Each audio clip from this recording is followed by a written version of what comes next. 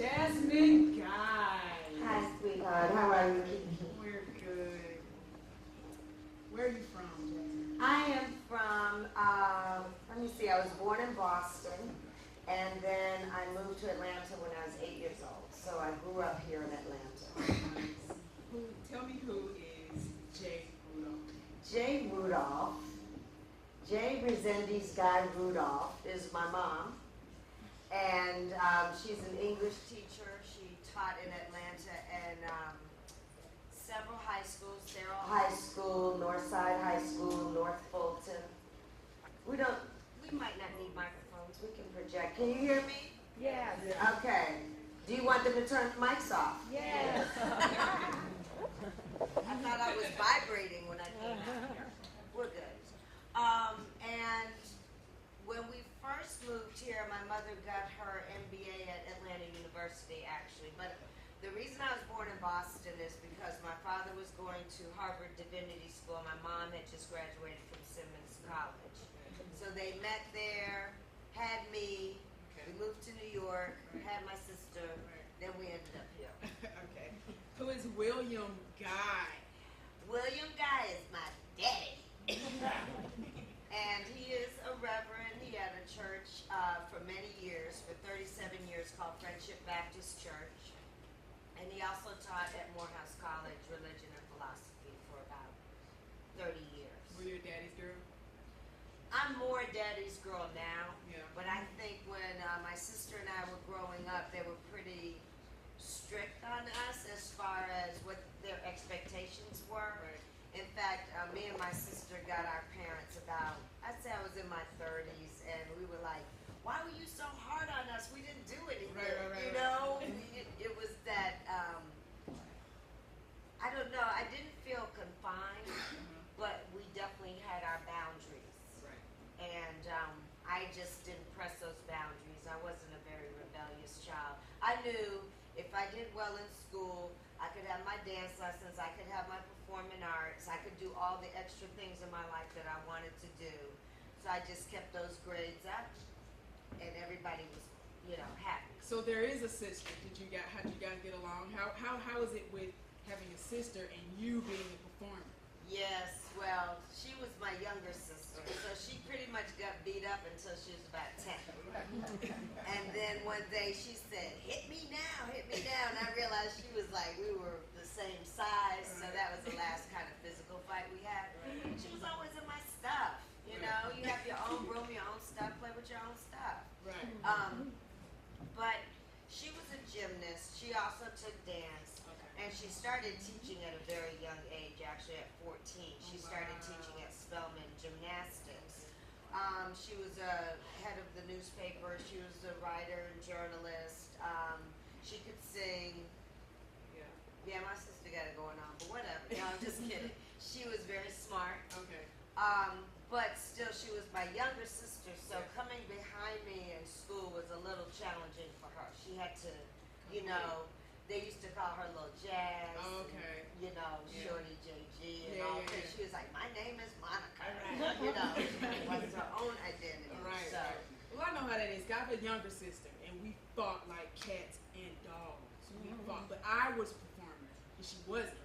So then there was that. So I was just wondering, because I know you have a sister, and I just wonder how was that dynamic? well, when you are the performer, you're getting a lot of attention because of what we do. Right. Not necessarily because your parents are favoring one child over another, or, if anything, both of my parents are youngest, so they always took Monica's side. Okay. They just Oh, I assumed know that I started the Oh, of fight, course, that yeah. You're the oldest. You always start stuff. Yeah, one time Monica rode a bicycle. She couldn't really ride yet, and I was on a bicycle. We were at a friend's house, and she wobbled out into the street and almost got hit by a car. Who got their butt beat? Oh, yeah, right. I did. Of course. Okay. It was your fault. Yeah, it was my fault. I was the oldest, but also she didn't listen to me. So even if I said don't do that, it was, So you had a sister, but do you have any other siblings? No, it was two of us. Two? Yeah, and now we're very close. We got very close when I left home at 17, and she was 14. And I started respecting her a little bit more, for being her own person you know, I didn't do you can't cross this line into my room thing with her anymore. Don't step over that threshold. Your big toe is on my side of the bed. And we found that we really needed each other, you know, and especially since I left home so young and I was extremely homesick. She was like my anchor and my rock. Who was the disciplinarian between the two? My mom. Yeah, okay. My mom. And I think even though my father was stern, I wasn't afraid of him. Okay. I was afraid of my mom. Okay. Yeah. You know, that fear was instilled so early I can't even, you know, remember. You know, the look, the little pinch under the table. It happened so early in life that I just was disciplined by the time I was in third grade, you know. What does Friendship Baptist Church mean to you? How important was Friendship Baptist Church? Friendship Baptist Church was my father's church, and prior to that, he had a smaller church in New York, Bethesda. So I grew up in churches where my father was the pastor, and it was very much, especially the smaller church in New York, everybody raised me. You know, it was a village, and I knew everyone, and every Sunday we had dinners at different people's homes, and I loved it, and I felt loved. We lived across the street from that first church, and I was swinging on the rail in the parking lot, which I was told not to do, but whatever. And I swung, flipped over, and hit my face on the pavement, and wailed. And all the ushers and the deacons came out of the church and scooped me up. It was that kind of environment. And then when we moved to Atlanta and had a bigger church, it was still that kind of embracing. So I always felt free. Like I wasn't up under my daddy, you know. And my father also is a son of a minister. So he knew how to, he didn't abuse his control. He didn't have a heavy hand on us, and he let us find our own way in the church, you know. In fact, if anything, if we were given parts, you know, extra parts in the Easter show or whatever, he would make sure that other children would get fair amounts and things like that. So were you like the hyper little girl? Like, because the reason I ask that is because I know a lot of kids that, look at me, look at me, look at me. And they're the hyper kids, but they want to be on TV. Those are the performers. Right. I was always a performer in that I was always making shows. I was always writing songs. I was always, you know, getting all the neighborhood kids to be in my little productions, you know. If anything, I probably felt I was a little bossy. Because, you know, I was choreographing and directing and telling them what to do all the time, whether they wanted to or not. But I wasn't hyper, and I know a lot of actors that I've met have either been hyper or had ADD in school and couldn't focus, and then, especially comedians. Whenever I meet a comedian, they had some kind of issues in school, like they barely got out of school. Most of them. Maybe Bill Cosby was an exception. Right. But do you think it was just because that's who they are? I mean, you know, we like to be free as performers. We're just free spirits. Yes. You know, we like to tell stories, and we like to for people to allow us to be ourselves. Yes, I felt school was very restricting until I went to a performing arts high school. And that was the first time I said, oh, I'm home. You know, 2 hours a day I was in my discipline, which was dance at the time, and 4 academics, but I was with other kids like me, and it's very important, I think, that whatever your interest is, that you do have somebody that's like you, or you feel weird. Of course, You feel like I'm just a strange person, you know. And because I always got a lot of attention, not always positive, that I was probably more reserved unless I was on stage.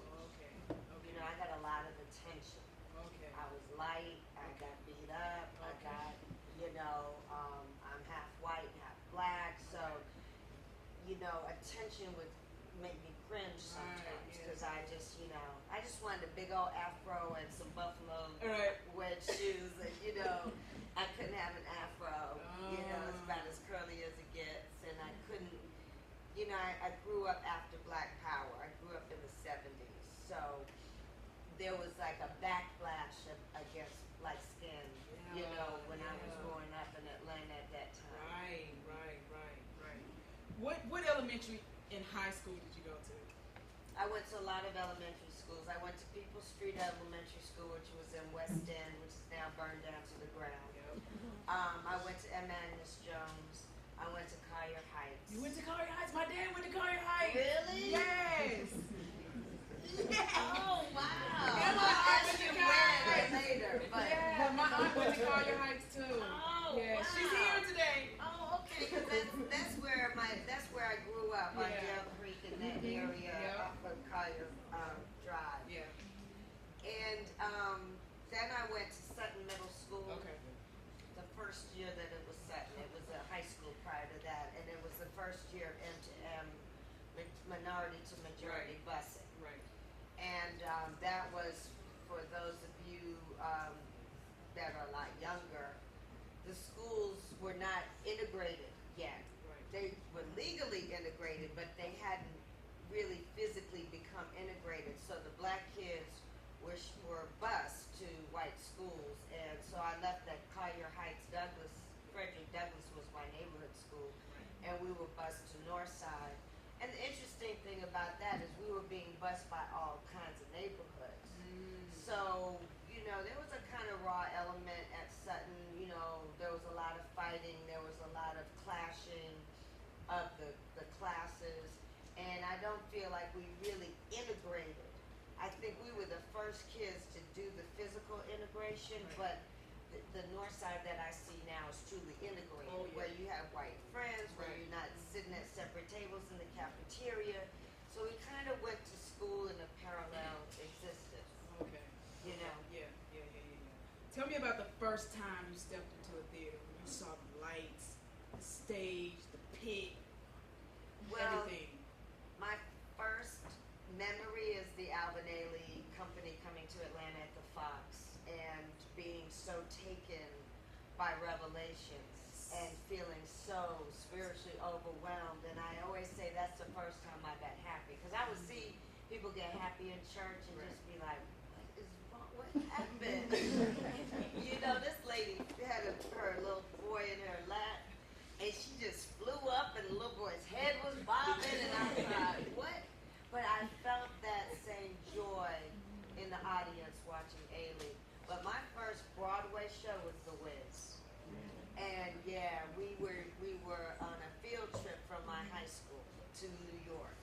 Big deal. I was 14, and we saw 6 Broadway shows, and The Wiz was the first Broadway show I ever saw, and I never saw anything like that. When Stephanie Mills opened her mouth, I never heard anybody sing like that. I never saw any dancing like that. And I was like, that's what I want to do. So did Judith Jamison just blow you away? Oh yeah. Judith Jamison is an Alvin Ailey dancer, and he choreographed several pieces specifically for her. She's almost 6 feet tall. Just stunning. Chocolate skin, short fro, big eyes, very statuesque, and she was a queen. And for us to see that was very important, I think, too. Absolutely. Especially with the shade of skin she had. It was Yes. very important. To see beauty she was and absolutely celebration. breathtaking. Yes. Oh, wow. What motivated you at 17 to leave and head for New York? Well, I was motivated because I got a scholarship to study at Alvin Ailey. Okay. And since that was my dream to be in that company, when the company would come through Atlanta, they would hold auditions for their company, the first company. And I took their workshop in the 11th grade, and there were about 200 of us, and we auditioned at the Spelman Gym. I'll never forget it. And I was awarded a summer scholarship. And so almost the minute, like 2 weeks after I graduated from high school, I was in New York on my scholarship. And then the 6 weeks